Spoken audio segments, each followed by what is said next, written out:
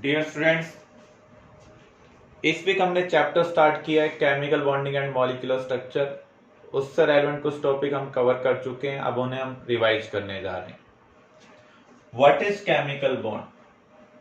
It is that force of attraction which bind atoms in A group. कौन कौन से type के chemical bond substance के अंदर एग्जिस्ट कर रहे हैं? आयनिक, कोवेलेंट, कोऑर्डिनेट और dative bond and metallic bond. Ionic bond को हम इलेक्ट्रोवैलेंट बॉन्ड भी बोलते हैं। यहां पर इलेक्ट्रॉन ट्रांसफर के थ्रू इस बॉन्ड की फॉर्मेशन होती है। ये बॉन्ड कब बनता है? जब मेटल एंड नॉन मेटल आपस में कंबाइन करते हैं। मींस इलेक्ट्रोनेगेटिविटी में हाई डिफरेंस होना चाहिए।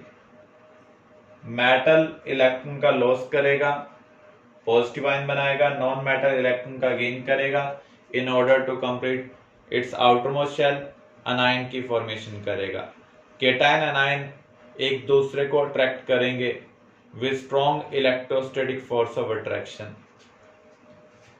इस बॉन्ड को हम क्या कहेंगे? Ionic bond. आयनिक बॉन्ड की स्ट्रेंथ चार्ज डेंसिटी के डायरेक्टली प्रोपोर्शनल है। जितना ज्यादा केटायन और अनायन के पास चार्ज होगा उतना स्ट्रॉन्ग अट्रैक्शन होगा। और साइज ऑफ आयन के क्या है? इनवर्सली प्रोपोर्शनल, क्योंकि साइज इंक्रीज होने से पॉजिटिव और नेगेटिव आयन में डिस्टेंस इंक्रीज होता है, अट्रैक्शन क्या हो जाता है? कम हो जाता है। नेचर में जितने भी टाइप के फोर्स बिटवीन एटम्स एग्जिस्ट करते हैं उसमें ये स्ट्रॉन्गेस्ट है। इसलिए आयनिक सब्सटेंस रूम टेम्परेचर पर एज ए सॉलिड एग्जिस्ट कर रहे हैं। मोल्टन और एक्वस स्टेट में आयनिक सब्सटेंस इलेक्ट्रिसिटी को कंडक्ट करते हैं क्योंकि आयंस फ्री हो जाते हैं। लेकिन सॉलिड स्टेट में ये इलेक्ट्रिसिटी को कंडक्ट नहीं करता है क्योंकि आयंस वहां पर फ्री टू मूव नहीं है, वो फिक्स हो जाते हैं एक लैटिस के अंदर, थ्री डायमेंशनल अरेंजमेंट के अंदर। कोवेलेंट बॉन्ड कैसे बनता है? Bye electron sharing. जब दो नॉन मेटल एटम आपस में रिएक्ट करते हैं in order to complete their outermost shell, तो उस केस में कोई भी इलेक्ट्रॉन का लॉस नहीं करना चाहता है, तो उस केस में वो म्यूचुअल शेयरिंग करते हैं। और म्यूचुअल शेयरिंग के थ्रू जो बॉन्ड बनता है दैट इज कोवेलेंट बॉन्ड। अगर शेयरिंग में दो इलेक्ट्रॉन प्रेजेंट होंगे तो सिंगल कोवेलेंट बॉन्ड होगा। 4 इलेक्ट्रॉन शेयरिंग में है तो double covalent bond, 6 electron sharing में है तो triple covalent bond. Multiple bonding वही एटम्स बनाते हैं जिनका साइज स्मॉल होगा, मोस्टली सेकंड पीरियड एलिमेंट जैसे कार्बन, नाइट्रोजन, ऑक्सीजन। कोऑर्डिनेट और डेटिव बॉन्ड। जब एक एटम का वैकेंट ऑर्बिटल और दूसरे एटम का फुली फिल्ड ऑर्बिटल ओवरलैप करते हैं, मींस एक एटम तो इलेक्ट्रॉन पेयर प्रोवाइड कर रहा है, दूसरा सिर्फ शेयरिंग में इन्वॉल्व हो रहा है, तो वहां पर कोऑर्डिनेट बॉन्ड बनेगा। जैसे NH3 और H पॉजिटिव कंबाइन होकर NH4 पॉजिटिव बनाते हैं, तो यहां पर नाइट्रोजन अपना इलेक्ट्रॉन पेयर प्रोवाइड कर रहा है, H प्लस के पास इलेक्ट्रॉन पेयर ही नहीं है, तो ये अपना ड्यूप्लेट कंप्लीट करने के लिए इसके साथ इलेक्ट्रॉन की शेयरिंग कर रहा है। तो यहां पर एक ने इलेक्ट्रॉन पेयर प्रोवाइड किया, दोनों शेयर कर रहे हैं, इसलिए इस बॉन्ड को हम क्या कहेंगे? कोऑर्डिनेट और डेटिव बॉन्ड। इन दोनों बॉन्ड में से कोवेलेंट बॉन्ड स्ट्रॉन्गर है। मेटालिक बॉन्ड कैसे बनता है? किसी भी मेटल पीस में मेटल के दो पार्ट होते हैं, एक इमोबाइल पार्ट और दूसरा मोबाइल पार्ट। जो बैलेंस इलेक्ट्रॉन है वो मोबाइल पार्ट है और रिमेनिंग पार्ट को हम बोलते हैं कर्नल, जिसके पास पॉजिटिव होता है, जो फिक्स है। तो एक एटम का कर्नल सराउंडिंग एटम के वैलेंस इलेक्ट्रॉन को अट्रैक्ट करता है, ऐसे ही सराउंडिंग एटम के कर्नल्स उसके वैलेंस इलेक्ट्रॉन को अट्रैक्ट करेंगे। इस साइमल्टेनियस अट्रैक्शन को हम क्या बोलते हैं? Metallic bond.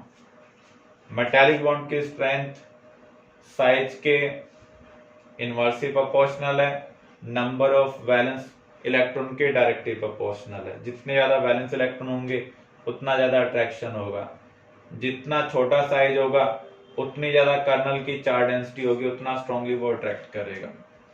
एलिमेंट्स बॉन्डिंग में पार्टिसिपेट क्यों करते हैं? आउटरमोस्ट शेल को कंप्लीट करने के लिए, दूसरा एनर्जी को कम करने के लिए। ऑक्टेट रूल क्या कहता है? Element participate in bonding to complete its outermost shell और to achieve nearest noble gas configuration. लेकिन हमने नेचर में जब कंपाउंड्स को स्टडी किया तो कुछ लिमिटेशंस भी ऑब्जर्व की। कुछ ऐसी स्पीसीज भी एग्जिस्ट कर रही हैं जिनके पास और नंबर ऑफ इलेक्ट्रॉन है, इनमें ऑक्टेट कंप्लीट नहीं है। एक्सपेंडेड ऑक्टेट, ऑक्टेट से ज्यादा इलेक्ट्रॉन है, ऑक्टेट से कम इलेक्ट्रॉन है, ऐसी स्पीसीज भी एग्जिस्ट कर रही हैं। ऐसी स्पीसीज क्यों एग्जिस्ट कर रही हैं? ऑक्टेट रूल इसको एक्सप्लेन नहीं कर पा रहा है। एटम्स के अरेंजमेंट कैसी है स्पेस में, इस चीज को भी एक्सप्लेन नहीं कर रहा है। ऑक्टेट रूल के अकॉर्डिंग जो हम स्ट्रक्चर बनाते हैं उनको हम बोलते हैं लेविस स्ट्रक्चर। लेविस स्ट्रक्चर में किसी भी एटम के पास जो चार्ज प्रेजेंट होता है उसे हम क्या बोलते हैं? Formal charge. लेविस स्ट्रक्चर हम बनाते कैसे हैं? हमें NP/NR कैलकुलेट करना होगा। फॉर एग्जांपल अगर हमें कार्बन डाइऑक्साइड के लेविस स्ट्रक्चर बनानी है तो कार्बन के पास कितने वैलेंस इलेक्ट्रॉन है? 4। ऑक्सीजन यहाँ पर 2 है, ऑक्सीजन के पास कितने वैलेंस इलेक्ट्रॉन है? 6। तो NP यहाँ पर किसको रिप्रेजेंट कर रहा है? Total number of valence electron present in atom. तो यहाँ पर एलिमेंट बॉन्डिंग में इसलिए पार्टिसिपेट कर रहे हैं ताकि सभी का ड्यूप्लेट और ऑक्टेट कंप्लीट हो जाए। हाइड्रोजन के लिए ड्यूप्लेट और अदर के लिए ऑक्टेट। तो यहाँ पर सभी के आउटरमोस्ट शेल में 8 इलेक्ट्रॉन हो जाने चाहिए जब ये मॉलिक्यूल की फॉर्मेशन कर रहा है। तो अब इलेक्ट्रॉन कितने हो जाने चाहिए? 24, अगर सभी के अराउंड 8 हैं तो अब हमें नंबर ऑफ बॉन्ड्स कैलकुलेट करने हैं। 24 - 16 by 2, तो नंबर ऑफ बॉन्ड्स क्या आ रहे हैं? 4। अब स्केलेटन हम कैसे बनाएंगे? स्पेस में एटम्स की अरेंजमेंट हम कैसे करेंगे? जो लिस्ट इलेक्ट्रोनेगेटिव एटम है उसे हम क्या लेंगे? Central atom. लेकिन हाइड्रोजन कभी भी सेंट्रल एटम का काम नहीं करेगा क्योंकि ये मोनोवैलेंट होता है, एक ही बॉन्ड बनाता है।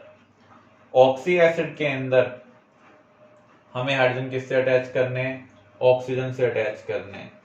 जैसे हम CO2 को देखें तो कार्बन यहाँ पर सेंट्रल एटम होगा, ऑक्सीजन सराउंडिंग। टोटल हमें बॉन्ड कितने बनाने हैं? 4। तो हम यहाँ पर डबल डबल बना सकते हैं। एक पॉसिबिलिटी यहाँ पर ट्रिपल, यहाँ पर सिंगल। एक पॉसिबिलिटी यहाँ पर ट्रिपल, यहाँ पर सिंगल। फॉर्मल चार्ज हम कैसे निकालेंगे? ये चार्ज ऑन सिंगल एटम है ड्यू टू लॉस और गेन ऑफ इलेक्ट्रॉन। कार्बन के पास कितने वैलेंस इलेक्ट्रॉन है? 4। शेयरिंग में कितने इलेक्ट्रॉन है? 4 लाइन का मीनिंग है 8 इलेक्ट्रॉन। शेयरिंग वाले इलेक्ट्रॉन हाफ ही काउंट किए जाते हैं क्योंकि आधे इसके हिस्से के होंगे और आधे इसके। अनशेयर्ड इलेक्ट्रॉन कितने हैं यहाँ पर? 0। तो यहाँ कार्बन का फॉर्मल चार्ज क्या आ रहा है? 0 आ रहा है। क्लियर?